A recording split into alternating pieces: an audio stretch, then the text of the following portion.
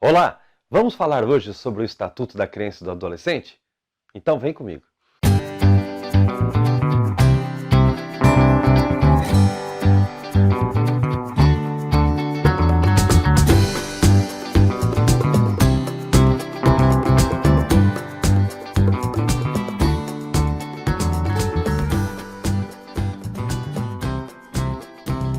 O Estatuto da Criança e do Adolescente, conhecido por ECA, foi criado pela Lei 8.069, de 13 de julho de 1990.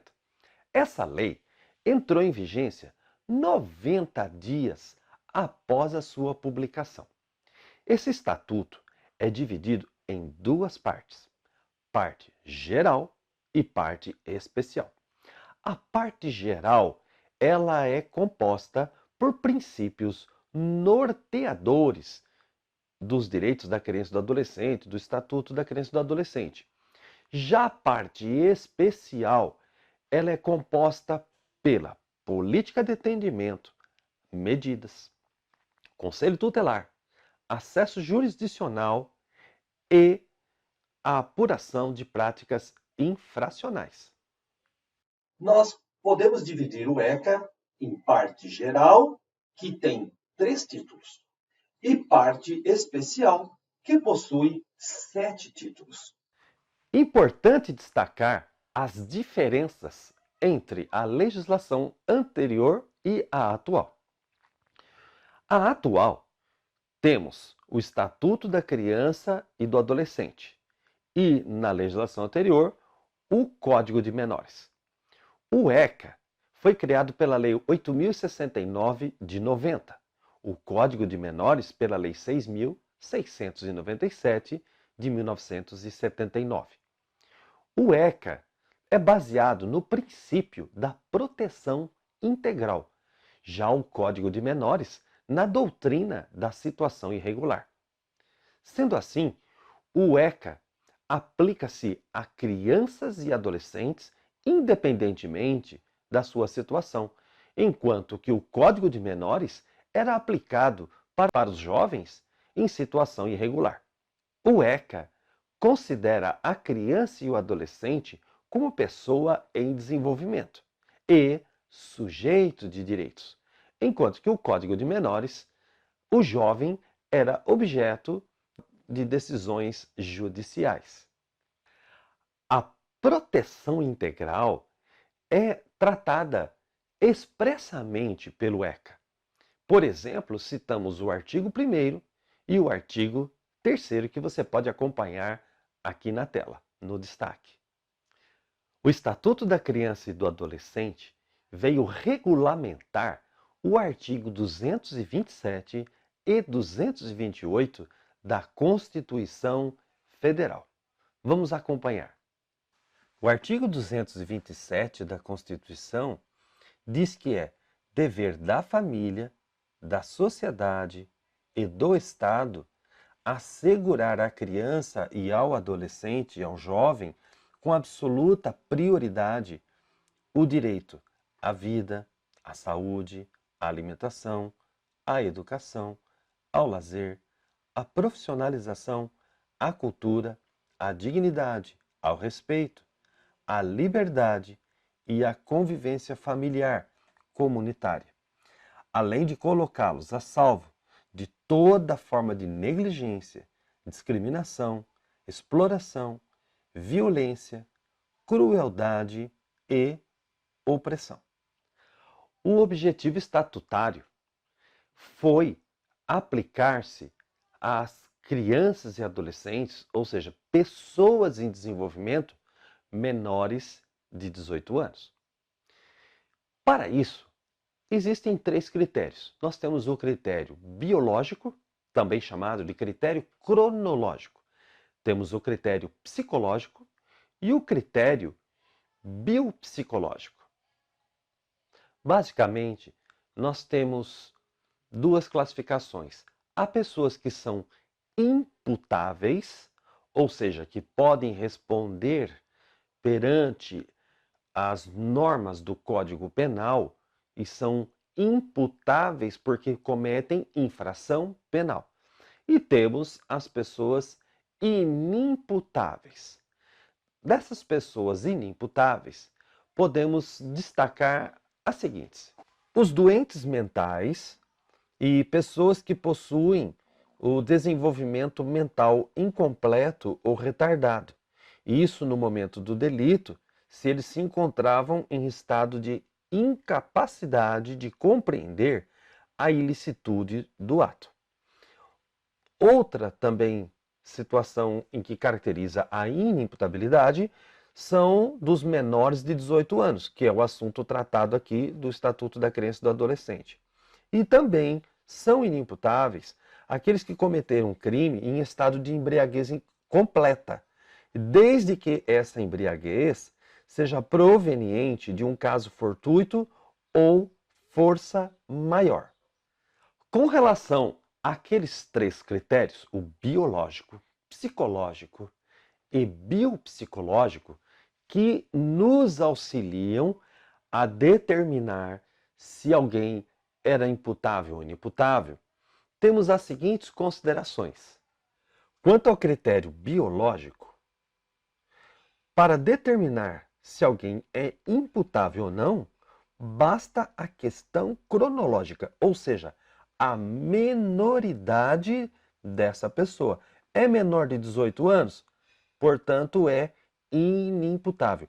Mesmo que este menor de 18 anos tenha capacidade de compreender a natureza da ilicitude do seu ato.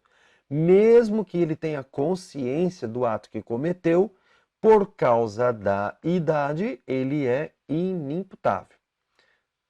Quanto ao critério psíquico, neste caso, objetiva se o menor tinha ou não aptidão para compreender o ato ilícito ou não. E o critério biopsíquico, ele traz uma situação mista, une o critério biológico e o critério psíquico. Portanto, neste caso, por este critério, o indivíduo teria que ser menor de 18 anos e não possuir condições de compreender a natureza ilícita do seu ato. Conforme eu estava dizendo, o objetivo estatutário, o objetivo do ECA, é aplicar-se aos menores de 18 anos. Tanto é que relembro aqui duas outras legislações. Uma é a nossa Constituição Federal, que dispõe no artigo 228 o seguinte: são penalmente inimputáveis os menores de 18 anos e eles ficam sujeitos à legislação especial. E o outro dispositivo é o artigo 27 do Código Penal, que diz que os menores de 18 anos são penalmente inimputáveis, ficando sujeitos às normas estabelecidas na legislação especial. Nesse sentido, nós temos então o Estatuto da Criança e do Adolescente dispondo da seguinte forma: criança é aquela pessoa que possui até 12 anos incompletos, ou seja, 11 anos, 11 meses, 29 dias e até o último segundo antes de completar os 12.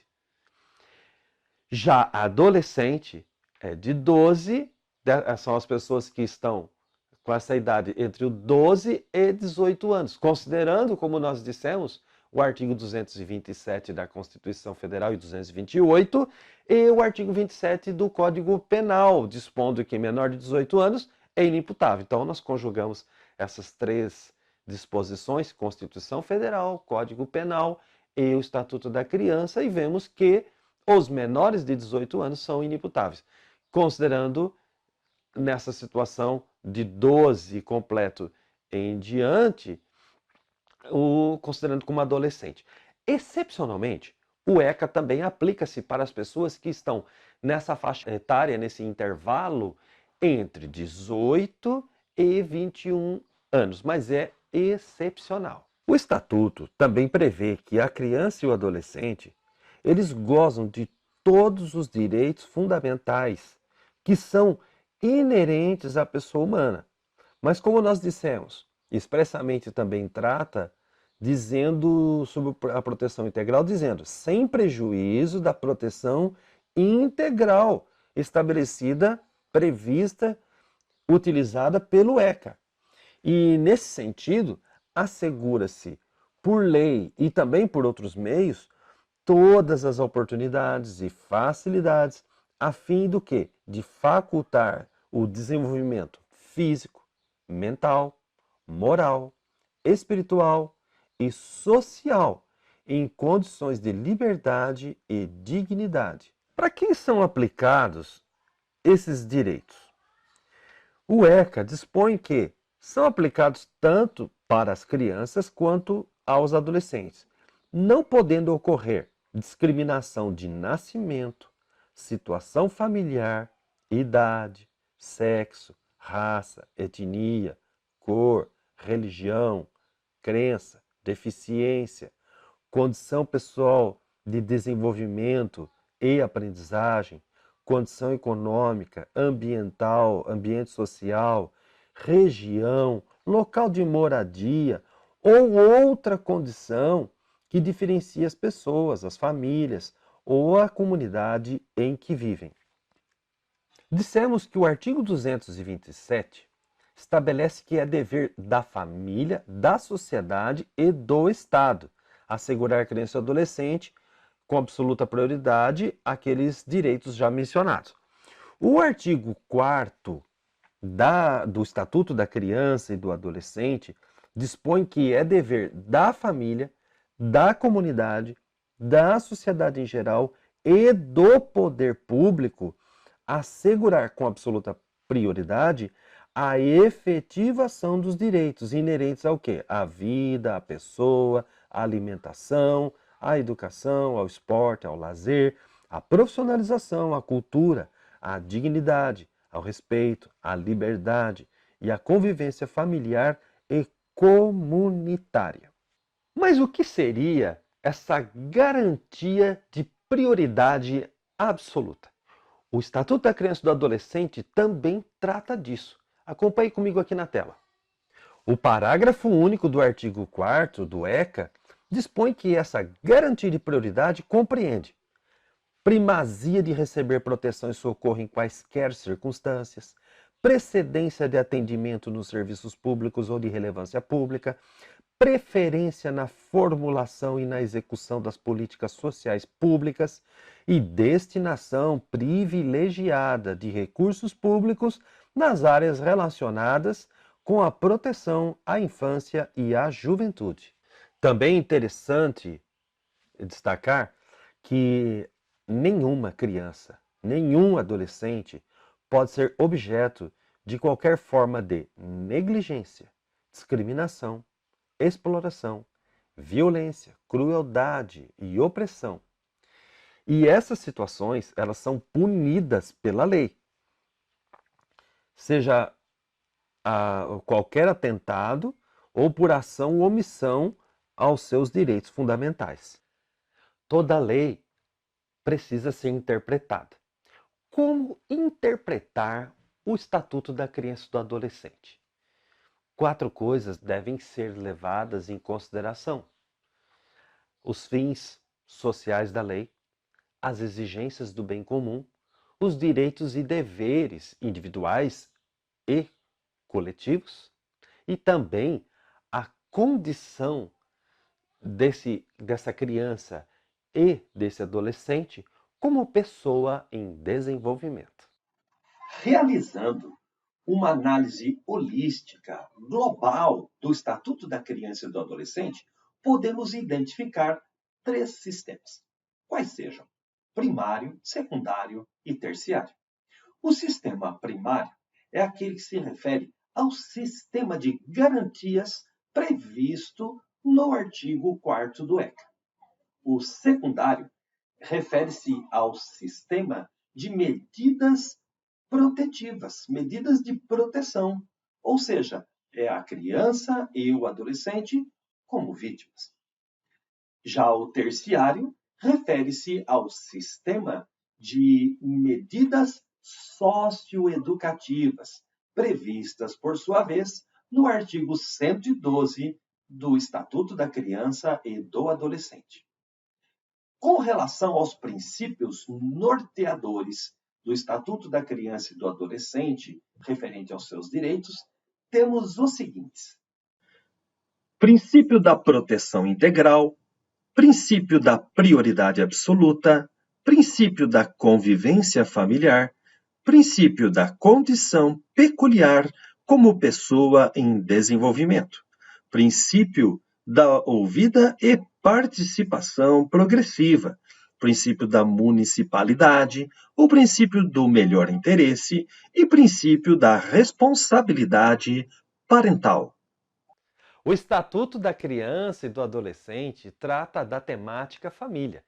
Para melhor esclarecimento, vou mencionar 3 modalidades. A do artigo 25, que é a família natural, composta pelos pais ou por um deles e os filhos. Também no artigo 25, temos a previsão da família chamada ampliada ou extensa. Nesta, a criança e o adolescente pode ter convivência, afinidade ou afetividade com mais alguém que não necessariamente os pais ou um deles, mas parentes próximos, como, por exemplo, um tio. A família extensa ou ampliada tem preferência na adoção. Uma terceira modalidade é a família substituta, prevista no artigo 28 do ECA, que ocorre em situações excepcionais, por exemplo, tornando inviável a permanência da criança e do adolescente com sua família natural. Essa criança e o adolescente podem ingressar numa família substituta através de 3 institutos: a tutela, a guarda e a adoção. A guarda está prevista no artigo 33. Geralmente serve para regularizar uma situação de fato. Ela gera efeitos previdenciários e a criança e o adolescente podem retornar à família natural. A guarda pode ser revogada a qualquer tempo por uma decisão judicial. Já a tutela, prevista no artigo 36, pressupõe a perda ou a suspensão do poder familiar. A tutela somente será deferida para uma pessoa com até 18 anos incompletos. É conferido ao tutor amplos poderes, tanto para administrar os bens quanto os interesses do pupilo. A adoção. A adoção está prevista no artigo 39 até o 52 do Estatuto da Criança e do Adolescente. É a única que é irrevogável e também é a modalidade que o estrangeiro pode utilizar. A adoção pode ser unilateral, quando o adotado mantém vínculo com um dos pais biológicos, ou pode ser bilateral, quando este vínculo se rompe por completo. Com relação ao consentimento dos pais biológicos, ele é necessário e colhido na audiência. Se for gestante, este consentimento só produzirá seus efeitos após o nascimento do filho. E o consentimento ele pode ser retirado enquanto não for publicada a sentença. Então, até a publicação da sentença, ele pode ser retirado. Existe exceção a respeito do consentimento do pai biológico? Sim. Não é necessário, por exemplo, o consentimento dos pais biológicos se eles já tiverem sido destituídos do poder familiar ou quando eles nem forem conhecidos. Importante também destacar que existem algumas restrições para a adoção. Por exemplo, não é possível adotar por procuração. Por quê? Porque é um ato personalíssimo. E também o ascendente não pode adotar o descendente. Existem algumas modalidades de adoção. Por exemplo, nós temos a adoção monoparental, em que a pessoa adota sozinha. Temos também a adoção conjunta, e ela é feita por duas pessoas. Essas duas pessoas adotarão se forem casadas ou se viverem em união estável. É possível também adotar de forma conjunta as pessoas que estão divorciadas. Também existe a modalidade da adoção unilateral. Neste caso, é aquela adoção que é feita pelo padrasto ou pela madrasta. Outra modalidade é a adoção póstuma, também chamada de post-mortem. Essa adoção ocorrerá na hipótese do adotante falecer durante o curso do processo de adoção. Contudo, desde que tenha deixado claro este desejo de adotar. Outra modalidade é a adoção por casais divorciados. Nesta hipótese, o estágio de convivência tem que ter sido iniciado durante a constância da união e deve existir um acordo quanto à guarda e visita, em razão agora de estarem separados ou divorciados. Mais uma modalidade é a adoção internacional. Esta adoção está prevista no artigo 51 do Estatuto da Criança e do Adolescente. Observe que é muito interessante que o que determina ser uma adoção internacional é o local do domicílio dos postulantes. Não tem a ver com a nacionalidade do postulante, do adotante. Tem a ver com o domicílio. Por isso, brasileiros que estão morando no exterior, quando querem adotar, eles vão se submeter à adoção internacional. Mas é claro que eles terão prioridade sobre os estrangeiros.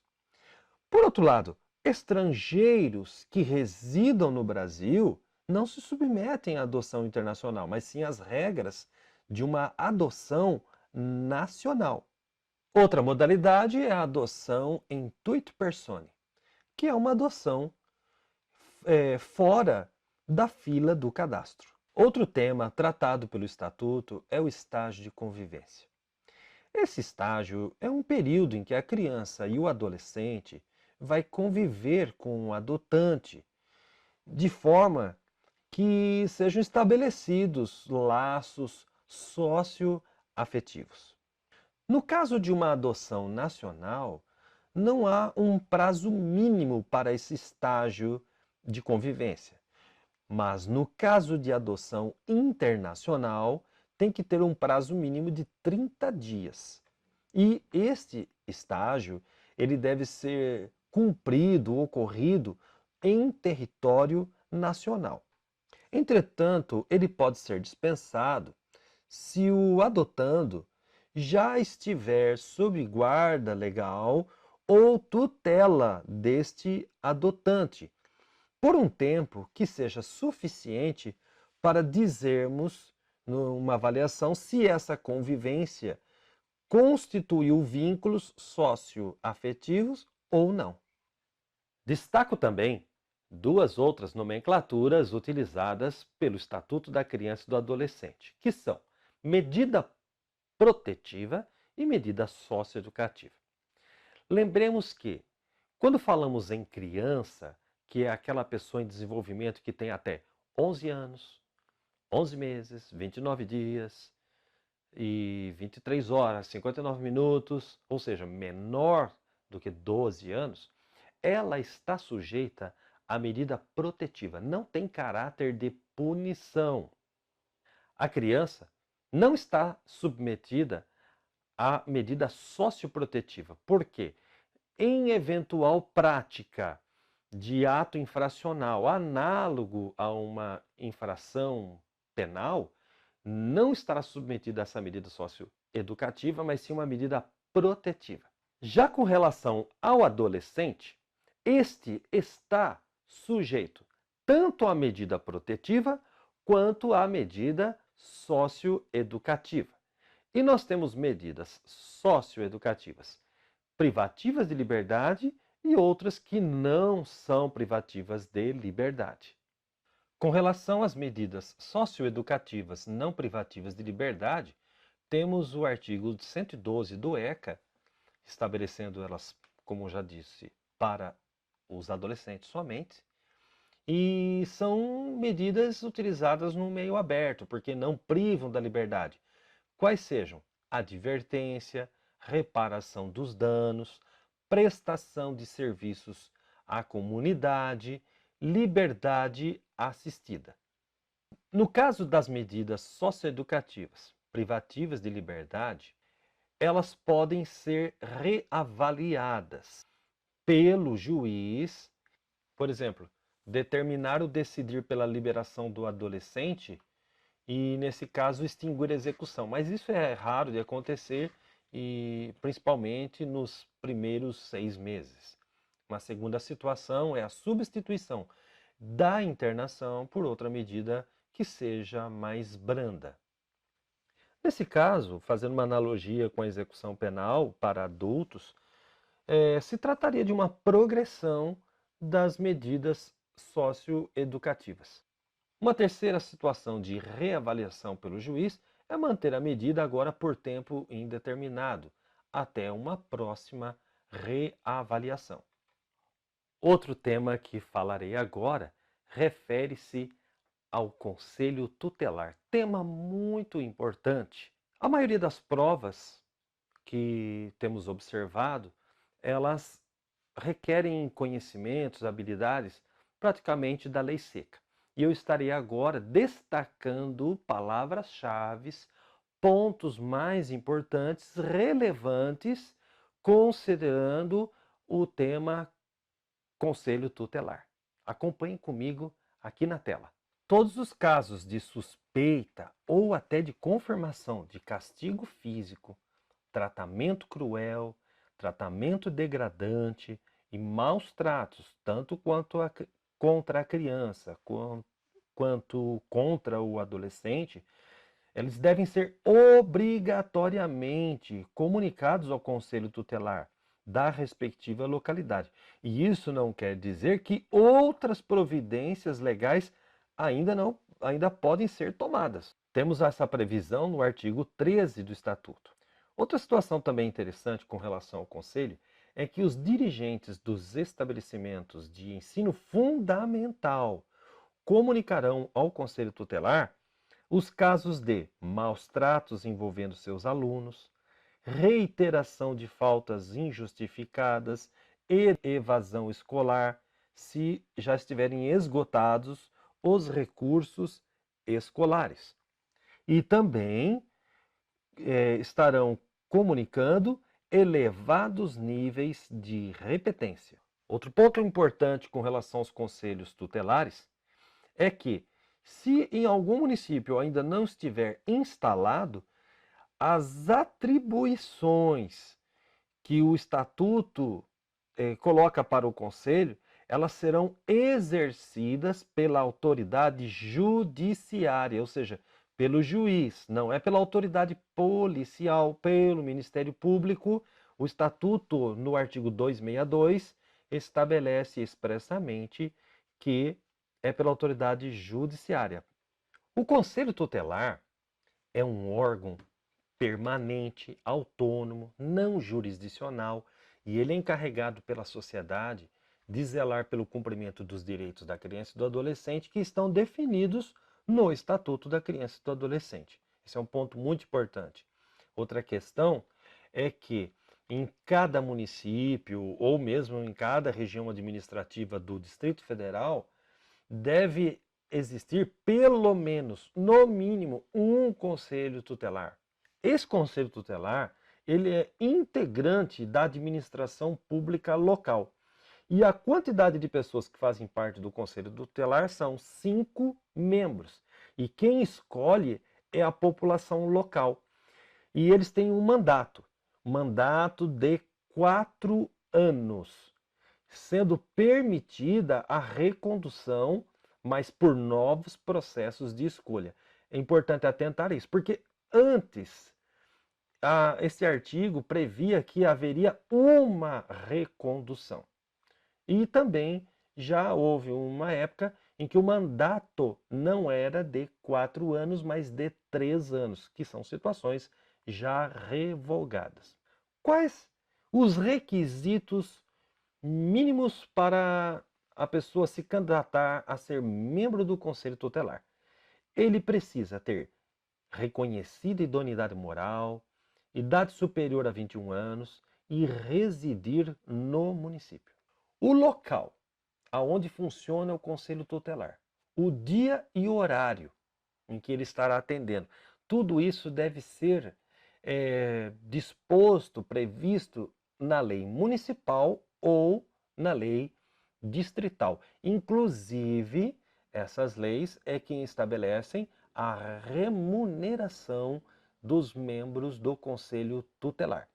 E os membros do Conselho Tutelar têm alguns direitos, dentre eles, cobertura previdenciária, gozo de férias anual remunerada acrescido de 1/3 do valor da remuneração mensal, licença maternidade, licença paternidade e a gratificação natalina.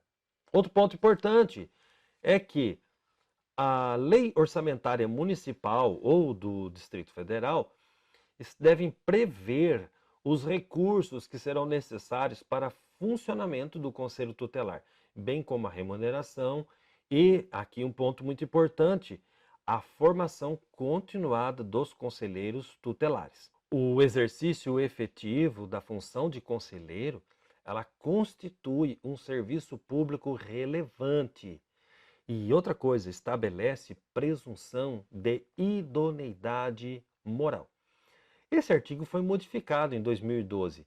Na época, constava também que seria assegurado prisão especial em caso de crime comum até o julgamento definitivo, sendo que esse ponto último não mais está valendo. Atribuições do Conselho. O Conselho Tutelar possui algumas atribuições, dentre elas, atender as crianças e adolescentes, atender e aconselhar pais irresponsáveis, promover a execução de suas decisões e, para isso, o Conselho pode requisitar serviços públicos na área de saúde, educação, serviço social, previdência, trabalho e segurança.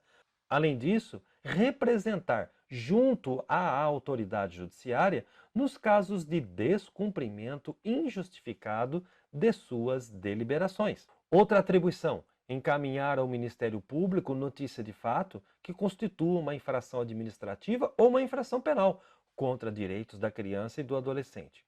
Além disso, pode também, é atribuição sua, encaminhar à autoridade judiciária os casos de sua competência.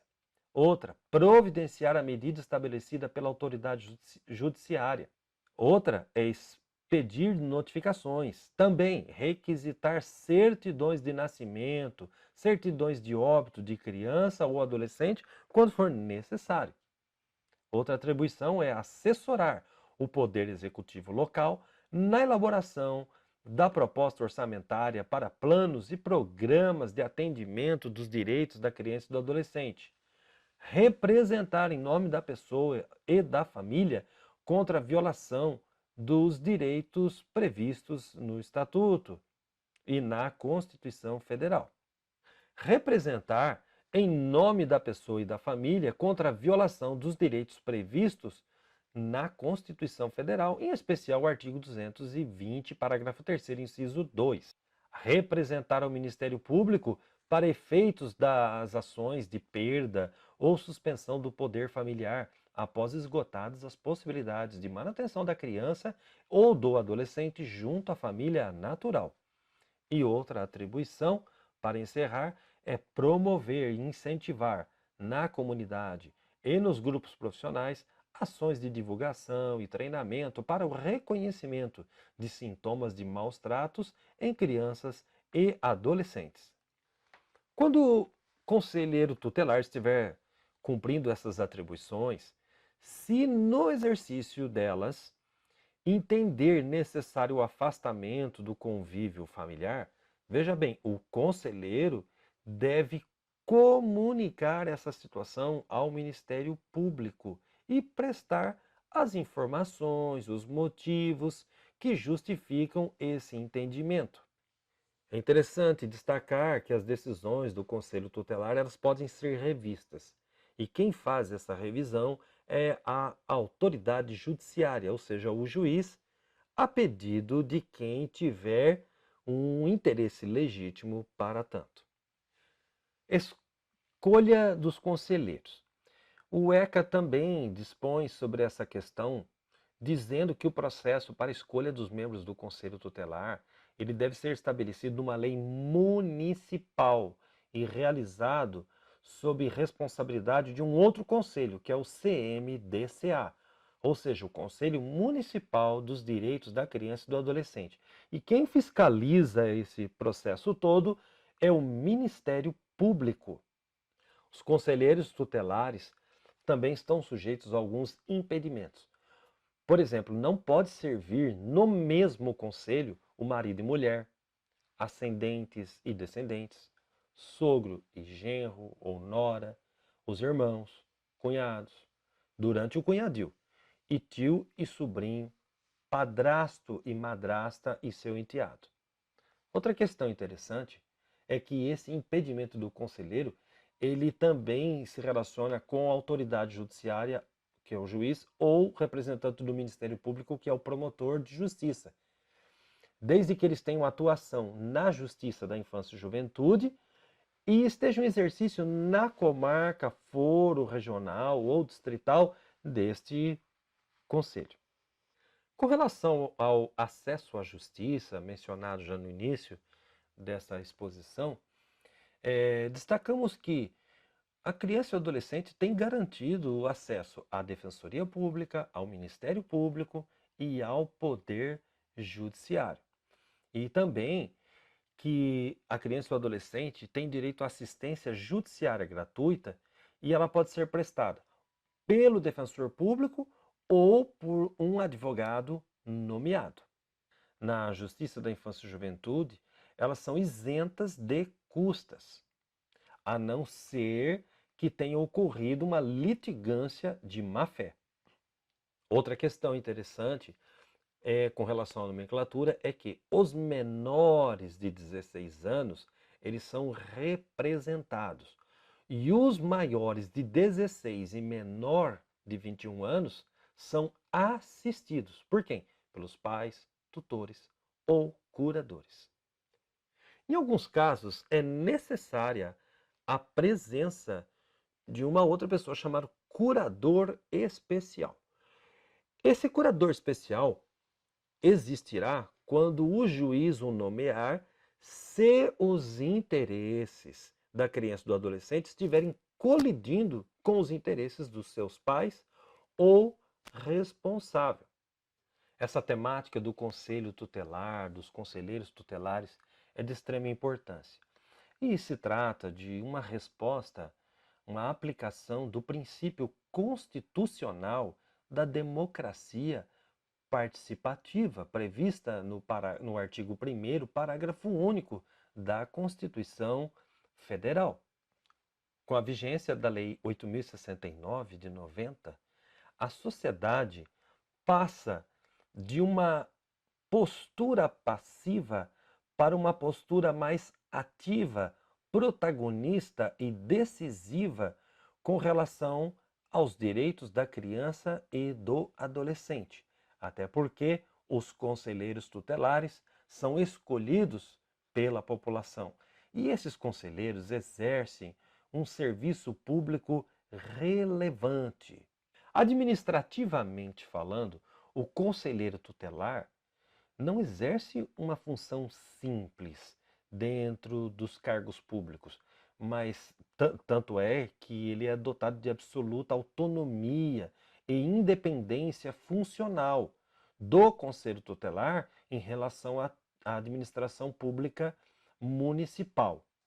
Se observarmos a classificação do administrativista Eli Lopes Meireles, podemos classificar os conselheiros tutelares como agentes políticos, que seriam, em suas palavras, são aqueles componentes do governo nos seus primeiros escalões, investidos em cargos, funções, mandatos ou comissões por nomeação, eleição, designação ou delegação para o exercício de atribuições constitucionais. E esses agentes atuariam com plena liberdade funcional, desempenhando suas atribuições com prerrogativas e responsabilidades próprias, estabelecidas pela Constituição e em leis especiais.